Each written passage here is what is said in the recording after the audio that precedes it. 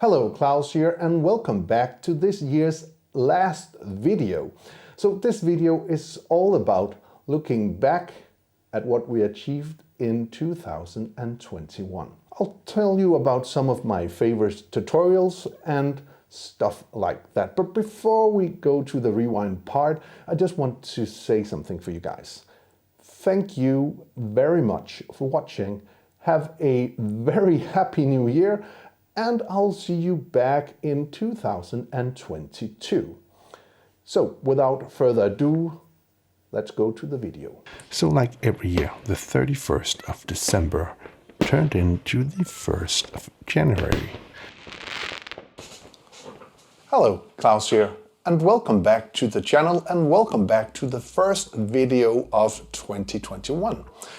Hope you had a pleasant holiday, but now it's time to get back in the land of the tutorials. And in this Davinci Resolve 17 tutorial, I want to show you how to put video inside of text. And that was exactly what the first tutorial of 2021 was. How to make video inside of text. And it is actually a pretty easy technique. And of course, if you want to learn it, take a look down in the description below. I also made a tutorial on how to make split screen using the video collage. Also, we got the Siri anamorphic 24mm lens and we reviewed that, and wow, it is a lovely lens. Also, we did a tutorial on how to do a product video at home, taking you through all the steps by showing you the setup and how to record it, what to do, and in generally just having a very good time making that video. Also, I went through some of the techniques I used, and here is the final result.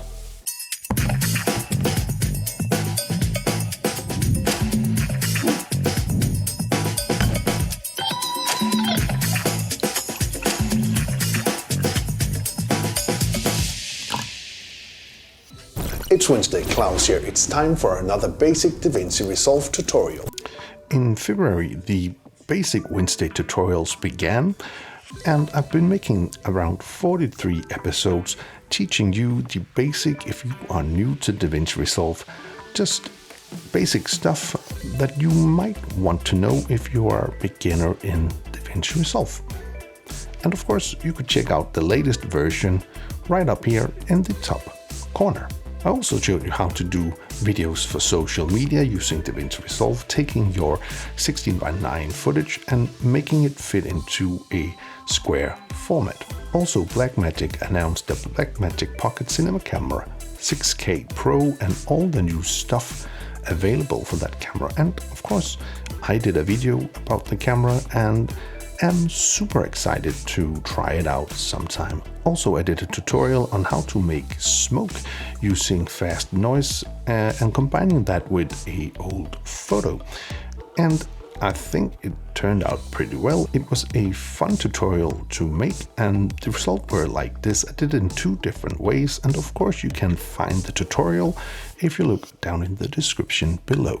Back in the studio, I decided to do a action-packed product video using a old DVD cover and doing some basic stuff, either with filming on green screen and of course using a lazy Susan, a very simple technique. And in that pretty long tutorial, I took you through the whole process of filming, editing, doing sound effects, and making it look as good as possible using some old tricks I had up my sleeve.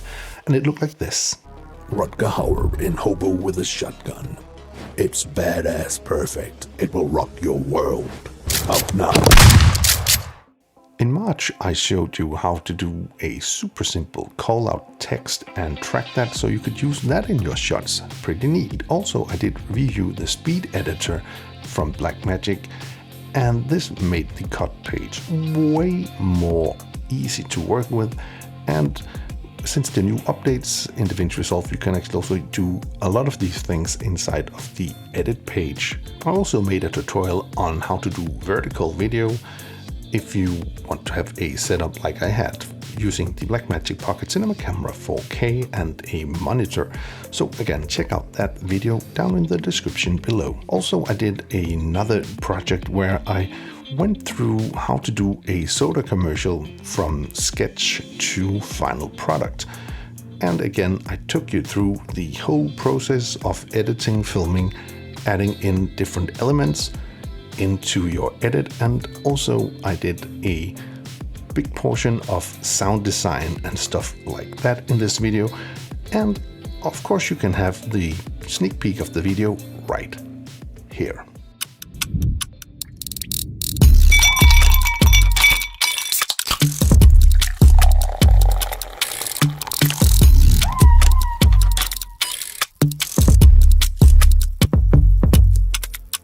I also found the time to do a parallax effect using, again, photos and making it a little more alive by adding in smoke and some sudden camera movements. So check out the tutorial right down in the description below if you're into that kind of thing. In April, I started to do shorts. I did a bunch of Filmmaker quotes, and to be honest, some people loved them and some people hated them, and I ended up by doing around 30 of them. And you know, maybe they are going to return sometime in the new year, who knows, but I had a lot of fun making them at least. This was also the month where Blackmagic brought their update 7.3 to the Blackmagic Pocket Cinema Camera 4K and 6K, adding in some pretty nice things to the screens and how the camera in general worked. And I did a video about that, so check that out. Also, I made a tutorial on how to make a 2D photo into 3D using some very simple techniques inside of the Fusion tab. You could try that out as well. Also in May, I did show you how to work with false colors after the update for the Blackmagic Pocket Cinema Camera 4K update 7.3. Also, you can do the same in the 6K Pro and the 6K, of course. I also had an idea how to do a smoke text, and I did a tutorial about exactly that. Also, I did a tutorial on making these very cool 3D texts and some basic about making 3D text, so you could also check that out if you are new to Fusion and 3D text. I think it's a very cool tutorial, by the way. The next month I was back at showing you techniques of different light sources, again using 3D text inside of Fusion. Also, the 75mm anamorphic lens from Siri was announced, and also I reviewed that. And here you can see some of the cool flares you can get out of that light. And of course, if you want to see my full review, you can have a look down in the description below. So in August, I found this video about playing with time, and I wanted to recreate that effect myself.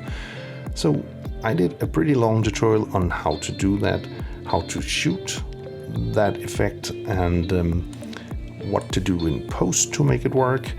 And you know, it turned out pretty well. I think it turned out just like this.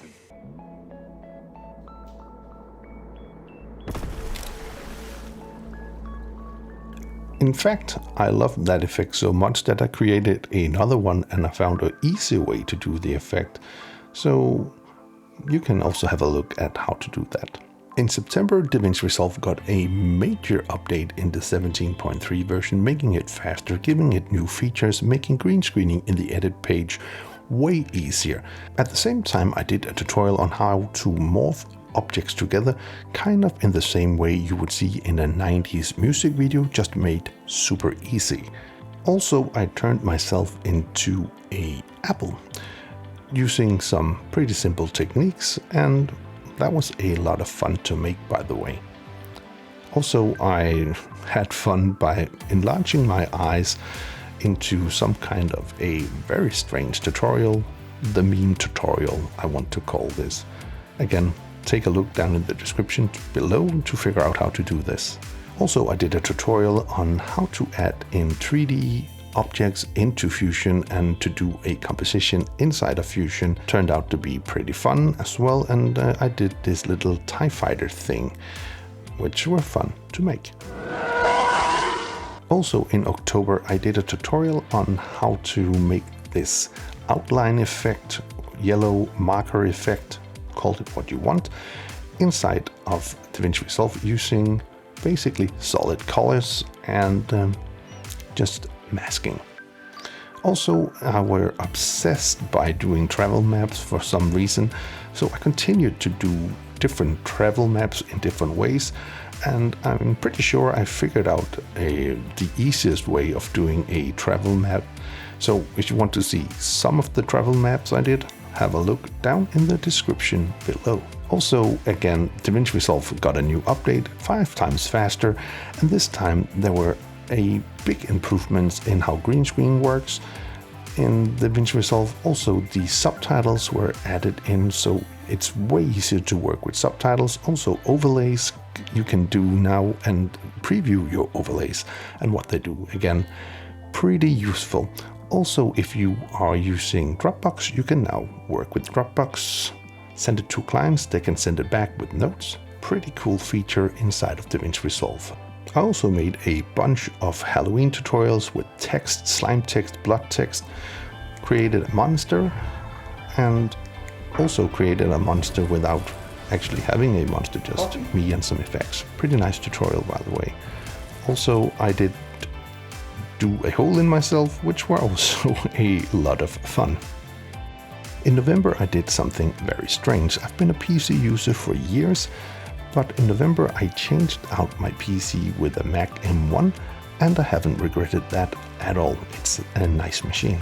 Also, Motion VFX became available for Davinci Resolve and I checked out their packs and I think they are pretty darn nice packs for Davinci Resolve. In December I showed you how to do a hot dog inspired commercial by a McDonald's commercial, and I did all of that inside of Fusion, and of course you can check that out down in the description below. I also started to do product shots without having a camera. In this case I used a photo and made this reflection effect. You can check that out as well. Also, I tried out some old cameras in new settings and tried out if they would be useful to use right now, and surprisingly enough they are still pretty good cameras. Blackmagic really are great at making good cameras. Okay, so that was a look at some of my favorite videos I did in 2021, and all there's left to say now is have a happy new year.